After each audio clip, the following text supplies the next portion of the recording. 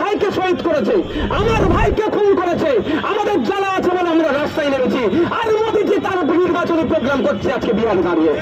এখানে police, West Bengal police, রাজ্য স্বরাষ্ট্র দপ্তর, দেশের স্বরাষ্ট্র দপ্তর নিশ্চিতভাবে এই ভিডিও ফুটেজটার চেক করবে, যে দেশ বিরোধী যে স্লোগান দিয়েছে তার বিরুদ্ধে ব্যবস্থা গ্রহণ করবে। সরকার, অমিত শাহ স্বরাষ্ট্রমন্ত্রী, প্রতিরক্ষা মন্ত্রী রাজনাথ সিংকে দায়িত্ব নিতে হবে, তাদের পদত্যাগ করতে হবে, কারণ ভারতবর্ষের নাগরিকের তাদের নিরাপত্তা নেই। যেভাবে এই বাংলাতে পরিস্থিতিকে অন্যদিকে নিয়ে যাওয়ার চেষ্টা করছেন, কাজ করছে সরকারের, মানে যে ইন্টেলিজেন্সি যে ব্যুরো তারা কি কাজ করছে।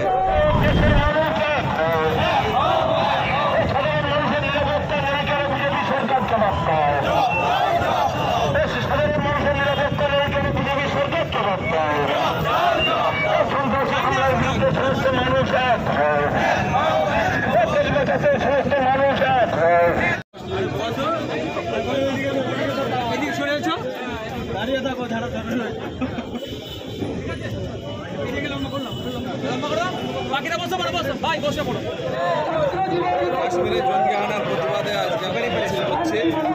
কেন্দ্র সরকার সম্পূর্ণভাবে ব্যর্থ, তার ইন্টেলিজেন্সি ব্যর্থ, এবং সরকার যখন দেখে দেশের মধ্যে কোনো একটা আন্দোলন চলছে, সরকার বিরোধী জনমত তৈরি হচ্ছে, তখনই কোনো না কোনো সময় এই ধরনের ঘটনা ঘটে। আমাদের এটা হচ্ছে বর্ডার এরিয়া কাশ্মীর, সাধারণত আমরা জানি সেখানে প্রচণ্ডভাবে একটা প্রহরা থাকে।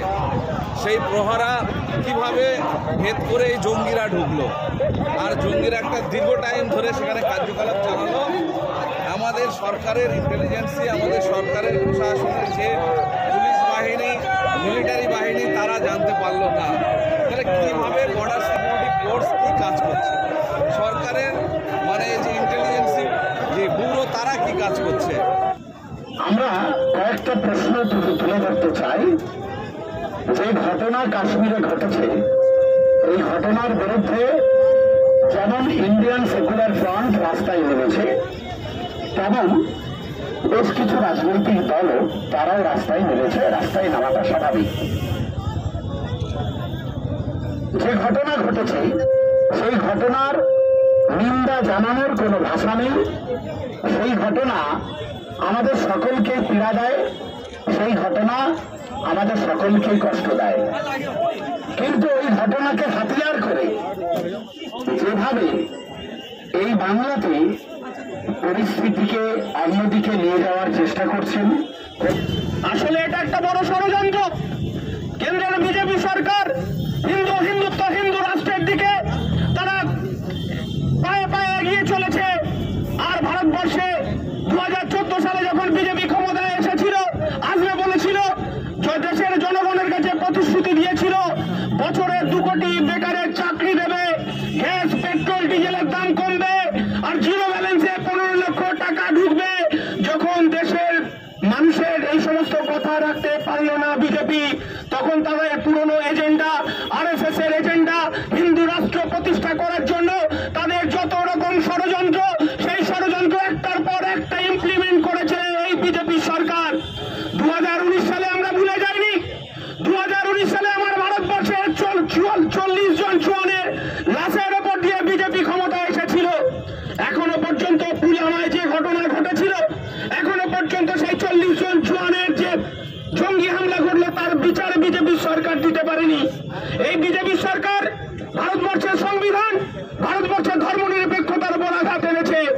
আমরা বলতে চাইছি যে ভারতবর্ষের ওয়াকফ সংশোধনী বিল, এই ওয়াকফ সংশোধনী বিল যখন ভারতবর্ষের ধর্মনিরপেক্ষতার উপর আঘাত, ভারতবর্ষের সংবিধানের উপর আঘাত, যখন দেশের মানুষে জেগে উঠেছে, হিন্দু, মুসলমান, খ্রিস্টান, জৈন, পারসিক, আদিবাসী, দলিত মানুষ, এই বিজেপি সরকার আদিবাসী দলিতদের জমি কেড়েছে, তাদের জল জমি জঙ্গলের অধিকার কেড়েছে, মুসলমান সম্প্রদায় তাদের ভিটে বাড়ি জমির ওপর হাত বাড়িয়েছে, আমাদের মন্দির নিয়ে তারা হাত বাড়াবে, এবং খ্রিস্টানদের তাদের গির্জার উপর আঘাত আনবে, গুরুদ্বারের উপর আঘাত আনবে।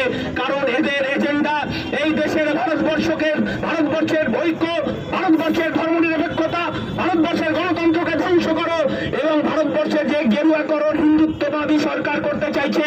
আমরা ভারতবর্ষে 5 সৌন্দর্য, ভারতবর্ষের সম্প্রীতি, ভারতবর্ষের ধর্মনিরপেক্ষতা, ভারতের বৈচিত্র্যময় ঐক্য, এই ঐক্যকে বিজেপি তাদের এই সংবিধানকে ধ্বংস করতে চাইছে।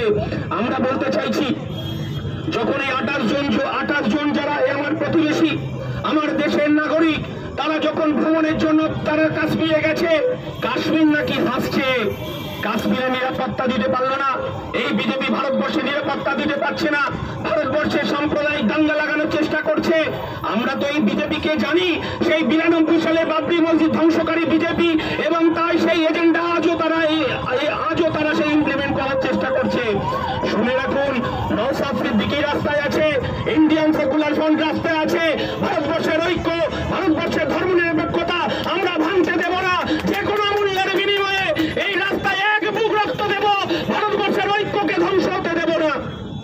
আমরা সেই লক্ষ্যে যে ষড়যন্ত্র একটার পর একটা করে চলেছে বিজেপি, আমরা বলতে চাইছি যে 28 জনের মৃত্যু আমাদের বিজেপি সরকার, অমিত শাহ স্বরাষ্ট্রমন্ত্রী, প্রতিরক্ষা মন্ত্রী রাজনাথ সিংকে দায়িত্ব নিতে হবে, তাদের পদত্যাগ করতে হবে। কারণ ভারতবর্ষের নাগরিকের তাদের নিরাপত্তা নেই, ভারতবর্ষের সার্বভৌমত্ব, ভারতবর্ষের সংবিধানের নিরাপত্তা দিতে পারেনি এই সরকার। আমাদের রাজপথে নামার উদ্দেশ্য কি সেটা আমাদের জানানো হয়েছে। শুধু আমি গুটি কয়েক কথা বলে আমার বক্তব্য শেষ করব। প্রথমত, এই যে সন্ত্রাসবাদী হামলা সংগঠিত হলো কাশ্মীরের পাহেলগাঁয়ে, যেটাকে মিনি সুইজারল্যান্ড বলে আমরা অনেকে জানি, এই সন্ত্রাসবাদী কার্যকলাপ আটকাতে সম্পূর্ণরূপে এই শুভেন্দু অধিকারীদের পরিচালিত কেন্দ্র সরকার ব্যর্থ হয়েছে। এই ব্যর্থতার দায় তাদেরকে নিতে হবে। সারা ভারতবর্ষ যখন তাদের দিকে প্রশ্ন করছে, অমিত শাহজিকে জিজ্ঞাসা করছে, মোদীকে জিজ্ঞাসা করছে যে আপনারা 370 ধারা তুলে দেওয়ার পরে বললেন কাশ্মীরে আর কোনো হিংসা হবে না, সন্ত্রাসবাদী আক্রমণ হবে না, এবং যখন নোটবন্দির পরে বললেন যে সন্ত্রাসীদের কোমর ভেঙে দিয়েছেন, তারপরে এত বড় খণ্ড সংগঠিত হবে কিভাবে, এই প্রশ্নটা যখন তুলবে, সেই সময় এরা আমাদের দেশের এই চরম পরিস্থিতির সময় তারা হিন্দু মুসলমানের রাজনীতি করার চেষ্টা করছে। এরা চরমভাবে ব্যর্থ হয়েছে। ব্যর্থতা ঢাকা দেওয়ার জন্য হিন্দু মুসলমানের রাজনীতিতে মেতে উঠেছে। এখন সময় আমাদের কাছে একটা বড় চ্যালেঞ্জ, এই সন্ত্রাসবাদীদের জবাব দেওয়ার সময় আমাদের, যারা ধর্ম বর্ণ নির্বিশেষে যে সমস্ত খনিগুলো শান্ত ভারতকে অশান্ত করার চেষ্টা করছে, যে সমস্ত খনিদের দ্বারা আমাদের দেশ আজকে অস্থিরতার মধ্যে চলে যাচ্ছে, তাদের বিরুদ্ধে কঠোর ব্যবস্থা নিতে হবে এবং সন্ত্রাসবাদকে সমূলে নির্মূল করতে হবে। এটা আমাদের প্রত্যেকের কাছে একটা চ্যালেঞ্জ। আমি অনুরোধ করব, আমরা যেমন এই কাশ্মীরের পাহেলগাঁওতে বর্বরচিত সন্ত্রাসবাদী হামলা হয়েছে তার প্রতিবাদ জানাবো, সাথে সাথে কেন্দ্র সরকারের কেউ আমরা প্রশ্ন করতে পিছপাবো না। প্রশ্ন করবো আমরা যে কাশ্মীরে প্রায় 7 লক্ষের অধিক সেখানে সেনা আছে, প্রতি 10 মিটার 15 মিটার ছাড়া ছাড়া সেনা থাকে, সেখানে কিভাবে এত বড় হত্যাযজ্ঞ সংগঠিত হলো? ওই সময় কোথায় ছিল আমাদের সেনারা? তারা ছিল কি ইনঅ্যাক্টিভ করে রাখা হয়েছিল? তার জবাবটা আমাদেরকে দিতে হবে। ভারতবর্ষের এটা প্রশ্ন, আমার জনগণের এটা প্রশ্ন, এর উত্তর দিতে হবে। কারণ আমরা বলে যাচ্ছি না, 2019 সালে লোকসভা নির্বাচনের প্রাককালে যখন সারা ভারতবর্ষের মানুষ এই জুমলাবাজের সরকার বিজেপিকে হারানোর জন্য প্রতিশ্রুতি নিয়ে নিয়েছিল, সেই সময় আমরা কি দেখলাম? আপনার পুলওয়ামাতে টেরর অ্যাটাক হলো। টেরর অ্যাটাকে আমাদের দেশের 40-এর অধিক সেনা শহীদ হলো। 6 বছর হয়ে গেল, এখনো পর্যন্ত আমরা জানতে পারলাম না এই হামলা কারা করেছিল এবং কতজনকে গ্রেপ্তার করেছিল, তাদের বিরুদ্ধে কি ব্যবস্থা নিয়েছিল। কিন্তু তখন তো শুভেন্দু বাবু আর ওদের দলে ছিল না, তখনও শুভেন্দু বাবু অনেক চিৎকার চেঁচামেচি করেছিল, তখন চেঁচামেচিটা অন্যভাবে করেছিল, আর এখনো চিৎকার চেঁচামেচি করছে। এমন চিৎকার চেঁচামেচি করতে গেল, একটা ভিডিও পেলাম, ভিডিও সত্যতা জানি না, Calcutta police, West Bengal police, রাজ্য স্বরাষ্ট্র দপ্তর, দেশের স্বরাষ্ট্র দপ্তর নিশ্চিতভাবে এই ভিডিও ফুটেজটার চেক করবে, যে দেশ বিরোধী যে স্লোগান দিয়েছে তার বিরুদ্ধে ব্যবস্থা গ্রহণ করবে।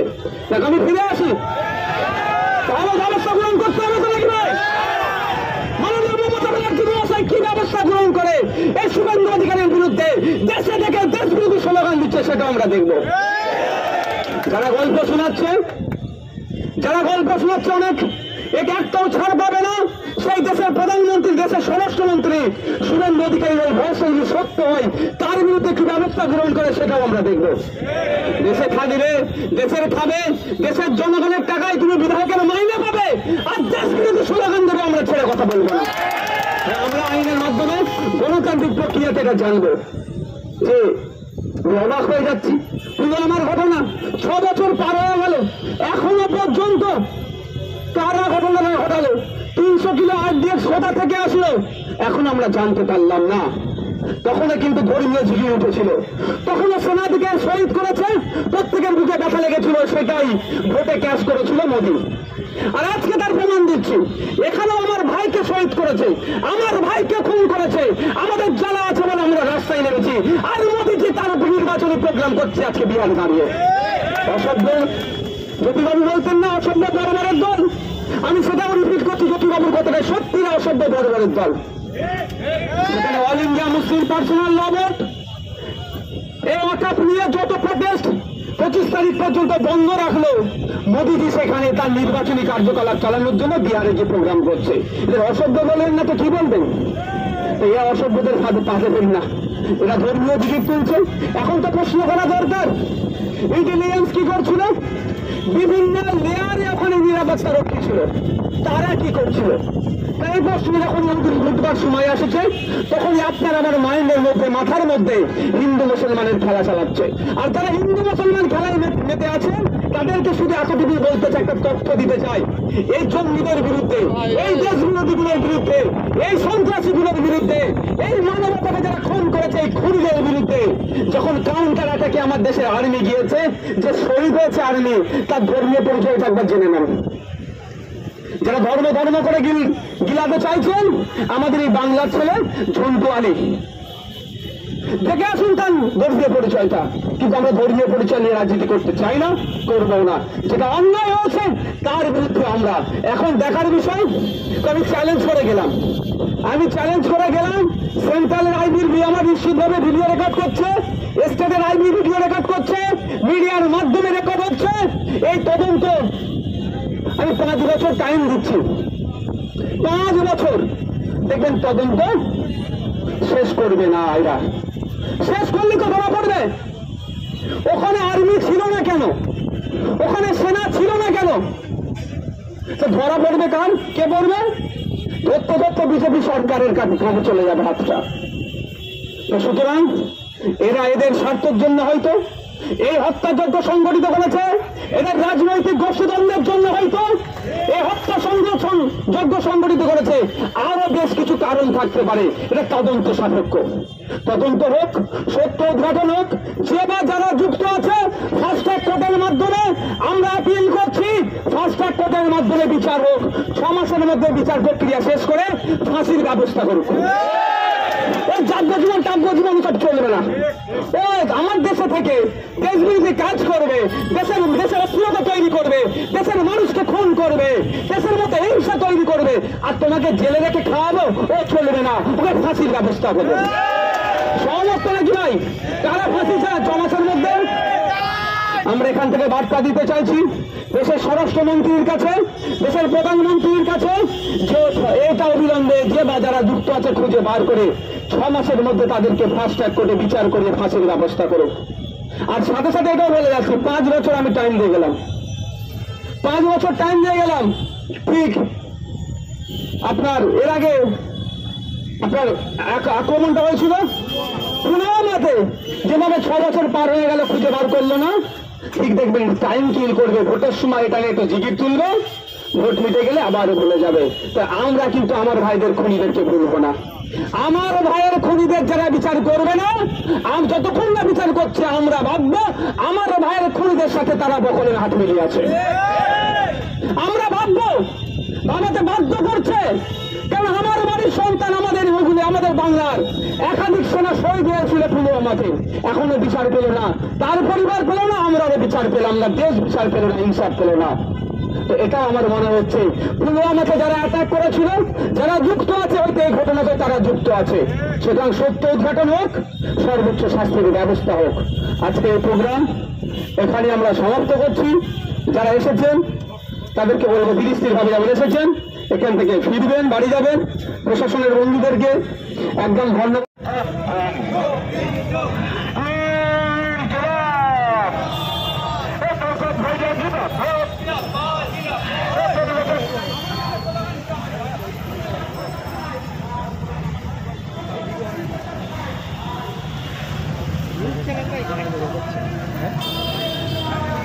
বড় বড় চ্যানেল